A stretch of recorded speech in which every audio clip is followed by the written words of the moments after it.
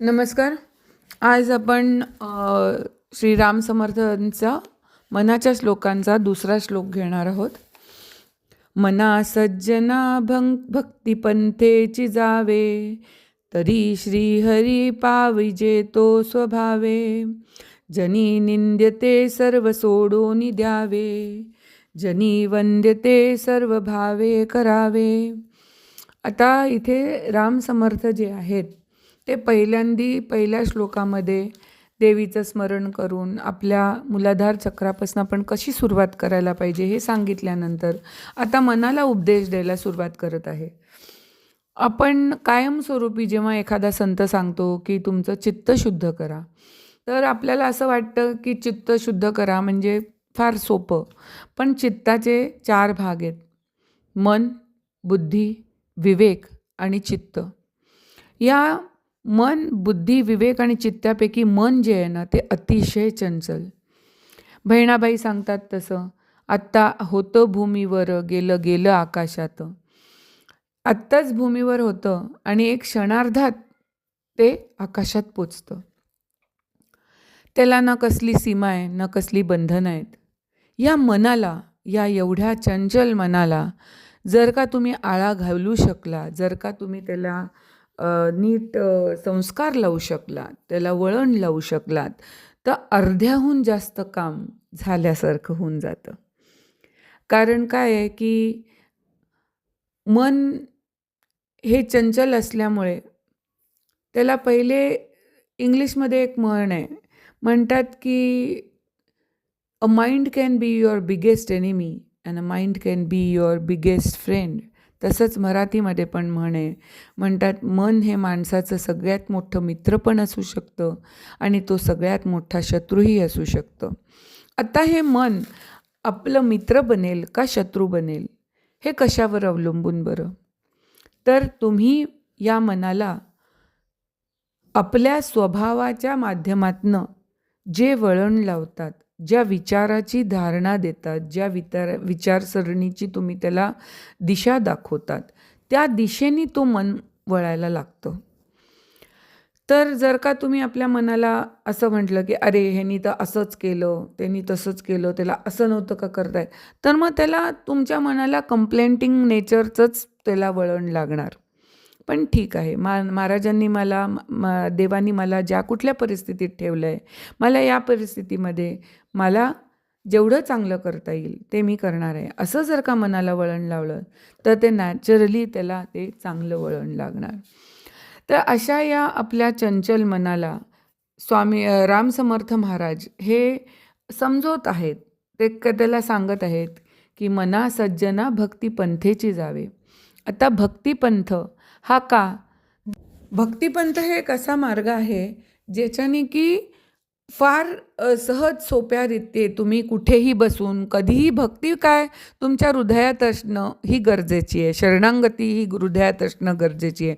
असं तसं बघायला गेलं तर देवाकडे पोचायचे 3 मार्ग आहेत: भक्ती, कर्म आणि ज्ञान.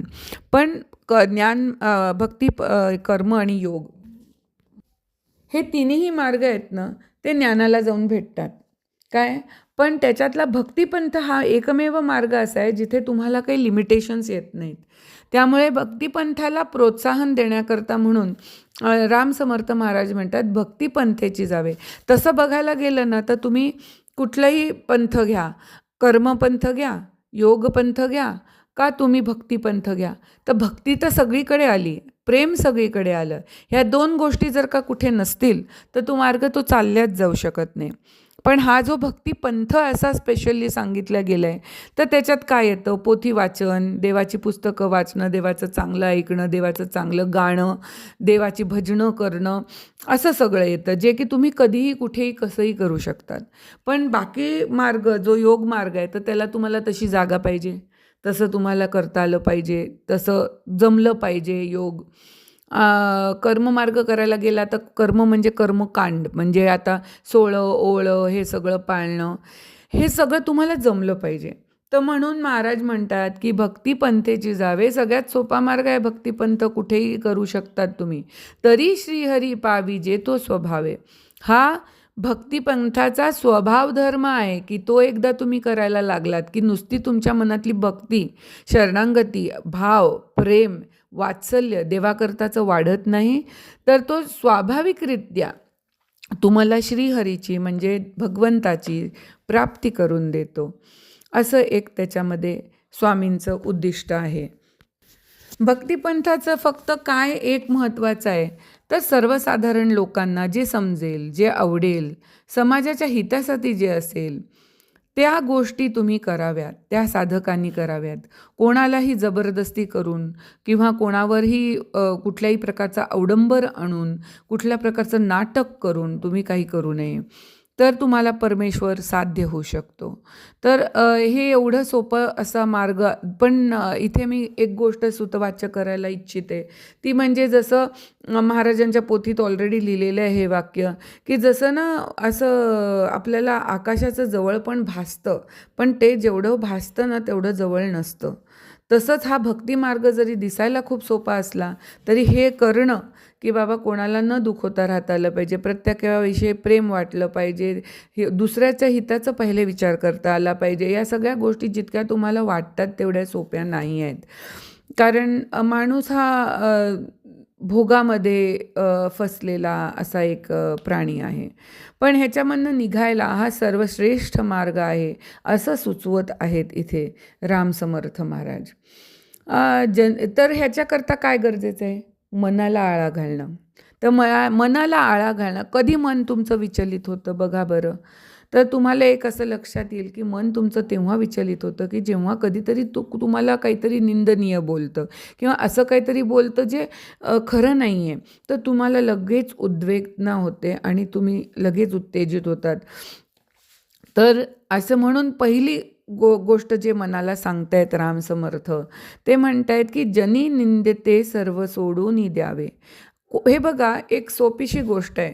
जो माणूस काहीतरी करतो त्यालाच तुम्ही काहीतरी बोलू शकता की बाबा हा वाईट केलं, चांगलं केलं, कसं पण केलं, काय जे काय केलं तुमचं एक मत तुम्ही तेव्हा देऊ शकता जेव्हा त्यांनी काहीतरी केलं असेल. जो माणूस काही करतच नाही त्याला तुम्ही चांगलं किंवा वाईट किंवा मध्यम किंवा काही पण कसं बोलणार? तर त्यामुळे पहिले आधी करायला शिकलं पाहिजे. तर करणं आपण त्याच्याकरता सोडायचं नसतं. स्वामी समर्थ पण सांगून गेले आहेत की जग कितीही वाईट बोललं, कितीही तुम्हाला अपोजिट उभं राहिलं, तरीसुद्धा तुम्ही तुमचा मार्ग सोडू नका, तुम्ही त्या चांगल्या मार्गावर चालणं सोडू नका. तसंच इथे रामसमर्थ सांगतायत की जनी निंदते सर्व सोडून द्यावे. का सोडून द्यावे? कारण निंदा त्याचीच केल्या जाऊ शकते जो काहीतरी करतो. तर it is a very big proof की तुम्ही काहीतरी करताय. तर take the positive side of it आणि मग त्याच्याकडे लक्ष द्या. कोणीतरी निंदा केली आहे म्हणजे त्याच्यातनं तुम्ही काहीतरी काय घेण्यासारखं आहे. तर एवढं तुम्ही विचार करू शकता की बाबा याच्यामध्ये माझ्याकडनं अजून काही सुधारणा होण्यासारखी आहे का? कुठे मी चुकलो आहे का? ह्याचं एक इव्हॅल्युएशन. ह्याच्या व्यतिरिक्त बाकी कशाची गरज नाही. जे सोडण्यालायक आहे ते सोडून द्या. बाहेर कोणी वेडा बोलत चालला असेल तर तुम्ही त्याच्या गोष्टी मनावर घेता का? नाही घेत. तसं एखादा वेडा बोलला असं समजून सोडून द्यावं. अरे मी तर उलटं अजून एक माझं मी जे केलं ते तुम्हाला सांगते. ते म्हणजे मी असं समजते की मला एक सर्टिफिकेट मिळालं की मी एक राईट मार्गावर आहे. काय collect it as a certificate and go ahead. तर यू कॅन डू दॅट. आणि शेवटची ओळ ह्याची म्हणतात की जनी वंद्यते सर्व भावे करावे. सगळे आपल्याला जनी जर का आपल्याला म्हणजे पब्लिकमध्ये जर का आपल्याला कोणी प्रेज पण करायला लागलं आहे तर आपला भाव सोडू नये. ज्या भावनेने आपण करत होतो ती भावना तशीच मेंटेन करता आली पाहिजे. त्याच्यात अहम नाही चढला पाहिजे. कारण सात्विक अहम हा जास्त घातक असतो. तर 2 गोष्टी तुम्ही मनाला पहिले सवय लावा. कोणी पण निंदा केली तर त्याचं निंदेकडे लक्ष तेवढंच द्या जेवढं द्यायची गरज आहे. तेवढे स्वतःमध्ये सुधारणा केली की पुढे जायचं बघा. बाकी त्याच्या निंदेकडे काही इट इज तुम्ही फळ खाताना, संत्र खाताना तुम्ही त्याचं साल पण खाता का? नाही खात. मग तसंच निंदेमधलं फक्त त्याचं गाभा घेऊन टाका आणि त्याचं साल फेकून द्या. ओके. आणि जनी वंद्यते सर्व भावे करावे. जनी कितीही तुमची कौतुक झालं तर त्याच्याकडे थोडं कमीच लक्ष द्या म्हणजे अहम चढणार नाही. आणि आपला भाव, ज्या भावनेने तुम्ही करत आहात तो भाव तुम्ही सोडू नका. हे होतं स्वामींचं दुसरा श्लोक. आता पुन्हा आपण भेटूया तिसऱ्या श्लोकाबरोबर पुन्हा परत पुढच्या गुरुवारी. जय गजानन. अवधूत चिंतन श्री गुरुदेव दत्त. जगदंब जगदंब नर्मदे हर.